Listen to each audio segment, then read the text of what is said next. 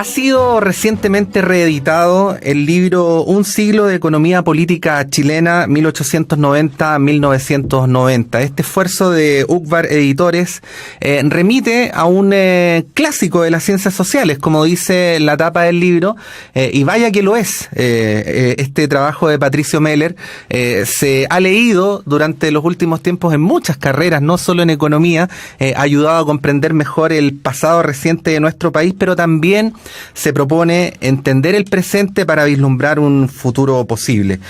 Nos acompaña en nuestro estudio Patricio Meller, profesor de la Universidad de Chile, investigador de CIEPLAN y presidente de la Fundación Chile. Profesor Meller, buenos días, gracias por venir esta mañana a conversar con nosotros. Buenos días, un gusto estar acá.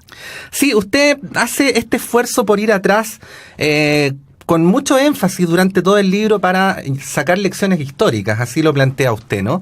Y dice que en nuestra época sigue conviviendo o sigue habiendo una radicalización en el debate económico entre lo que usted llama, por un lado, un fundamentalismo del Estado y por el otro lado, un fundamentalismo del mercado, ¿no?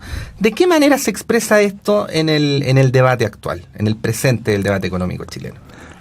Yo creo que el quiebre que hubo 1970, 1990 fue un quiebre bastante polarizado, en que yo creo que como en ninguna parte del mundo se expresaron dos posturas bastante extremas, bastante fundamentalistas y bastante claras respecto a que en un caso el Estado lo haga todo y en otro caso que el mercado lo haga todo. Como prevaleció bajo la dictadura durante 17 años la postura del fundamentalismo del mercado y en forma reiterada con cierto énfasis propagandístico de que miren lo que nos pasó con el otro fundamentalismo, esto quedó marcado. Y así como después del golpe vino esta reacción contra el fundamentalismo del Estado, ahora ha habido, después de tantos años de fundamentalismo de mercado y dejemos que el mercado lo haga todo, ha habido cierta reacción implícita, sorprendentemente por quienes nacieron después que se terminara la dictadura, por tratar de hacer planteamientos no muy distintos, en muchos casos, de lo que se hacía antes del golpe militar, y yo diría durante la década del 60. Cuando habla de este retorno a un cierto fundamentalismo, ¿se refiere específicamente a las políticas económicas de este gobierno, del gobierno de la presidenta Bachelet? No, en absoluto. O sea, estoy hablando de cómo los economistas chilenos siguen mirando un grupo bastante importante como que el Estado no se meta en nada y que dejemos que el mercado resuelva los problemas. Por otro lado, está esta reacción de hacer ver, mire el mercado, si se le deja solo las consecuencias que tiene. A nivel mundial, lo vimos en la crisis financiera reciente de 2008-2009. Es que funcionaba el mercado financiero particularmente totalmente desregulado y ha generado una depresión, una recesión que todavía estamos pagando las consecuencias. Entonces, eso permea la parte conceptual de que, ojo, mercado no se le puede dejar solo. Por otro lado, está el tema no solo chileno, sino latinoamericano, de la gran disparidad, desigualdad de ingresos que prevalece en toda esta región. Entonces, ¿cómo se arregla esto? Y la evidencia empírica y conceptual muestra que el mercado, actuando por sí solo, no lo resuelve, sino que inclusive lo aumenta, y más en el mundo global que estamos viviendo. Yendo específicamente al caso chileno, usted es muy crítico de las políticas económicas que se llevaron a cabo durante el gobierno de la Unidad Popular. Los critica en al menos dos sentidos. Por un lado, esta idea que usted ya mencionaba de que el Estado podía resolver todos los problemas de la economía, y también en un sentido según el cual los problemas que vivirían los pobres serían culpas de los ricos, ¿no? Y por lo tanto había que hacer políticas contra los ricos, lo vamos a decir así, entre comillas. Usted critica muy fuertemente esa política, pero al mismo tiempo plantea que los problemas que en ese momento se diagnosticaron siguen de algún modo vigentes. ¿Cómo se pueden enfrentar estos problemas y por qué, habiendo transcurrido varias décadas, ¿no? Desde esa situación, en Chile todavía tenemos algunas de las dificultades que durante esa época se trataron de resolver? lo que yo estoy planteando en el libro, y por qué me centro en la época del 70 al 90, porque fue muy puro desde el punto de vista conceptual en el planteamiento de los dos modelos. Es muy fácil argumentar por uno u otro fundamentalismo. O sea, que el Estado lo resuelva todo, el mercado lo resuelva todo, es una postura fácil de plantear, fácil de defender y fácil de implementar. Y lo que sucede, a mi juicio, es que hay algo muy difícil de cambiar, a pesar de lo traumático que fue el periodo 70-90, y que es la forma de pensar de la gente, y particularmente de los economistas. Y esto tiene raíces históricas. O sea, por ejemplo, respecto a los astrónomos, o sea, Ptolomeo, con la astronomía en la cual la Tierra estaba fija y era el centro del universo, era el paradigma que prevaleció hasta Copérnico y Galileo y 150 a 200 años después de que ellos murieran. Y la gente todavía seguía pensando esto, y yo creo que en gran parte del mundo sigue pasando lo mismo. Lo mismo pasa con Darwin, con la evolución de las especies. Si el libro de Darwin se escribe en 1857 y usted ve todavía hoy día cómo están los creacionistas planteando de la hipótesis, o lo plantean como hipótesis, esto de que no ha habido evolución, de que lo que ha habido es creación. Lo mismo yo creo que nos está pasando con respecto a estos fundamentalismos económicos, en los cuales ha pasado muy poco tiempo. Han pasado 25 años, a lo mejor vamos a tener que esperar 200 años para que cambie la forma de pensar de los economistas chilenos. Ahora, hay algunos fenómenos contemporáneos. Por ejemplo, la globalización, ¿no? Y es muy pertinente invocarla ahora, y en un país como este, profesor, porque Chile es el país que ha firmado más tratados de libre comercio a nivel mundial. Por lo tanto, estamos viviendo las consecuencias buenas y malas, ¿no?, de ese fenómeno. Está esta idea de promover, ¿no?, los tratados de libre comercio, es uno de los ejes, además del trabajo de la Cancillería. Pero usted describe los problemas que trae, por ejemplo, la precarización del empleo y particularmente los trabajadores no calificados. ¿Está Chile pensando con la misma energía en las ventajas de este modelo y en las desventajas? ¿Qué es lo que pasa ahí con el diagnóstico, ¿no?, de cómo enfrentar este fenómeno que repercute con especial fuerza, insisto, en un país como este? Aquí quiero decir lo siguiente de entrada. O sea, un país chico como Chile, y en general, inclusive los países grandes, no tienen vuelta con respecto a este mundo globalizado que se ha implementado y que está funcionando a través de todo el mundo, y que implica de que el mundo se ha achicado y que estamos insertos en este planeta. Y esto ya lo planteaba inclusive Carlos Marx y Engels en el Manifiesto Comunista, que cuando prevalece este sistema capitalista a través de todo el planeta, o uno se integra o se tiene que cambiar de planeta. Ahora, dicho esto, la globalización lo que trae consigo, trae beneficio y costo. Y entre los beneficios es que introduce la modernización en todos los países. Pero entre los costos, lo que implica es que el país como un todo gana. Pero adentro hay ganadores y perdedores. No se reparten los beneficios de la globalización por igual, y hay costos asociados a la globalización. Con el libre comercio no ganan todos. Con el libre comercio, de manera no ambigua, gana el país, pero dentro del país hay perdedores. Y lo que hay que tener también conciencia en que el mundo globalizado hacia el cual estamos avanzando está generando incremento de disparidad y desigualdades dentro de países y dentro de los países, en todos los países del mundo, en que los trabajadores calificados ganan y los trabajadores no calificados pierden. Y esa brecha salarial entre unos y otros aumenta en todo el mundo.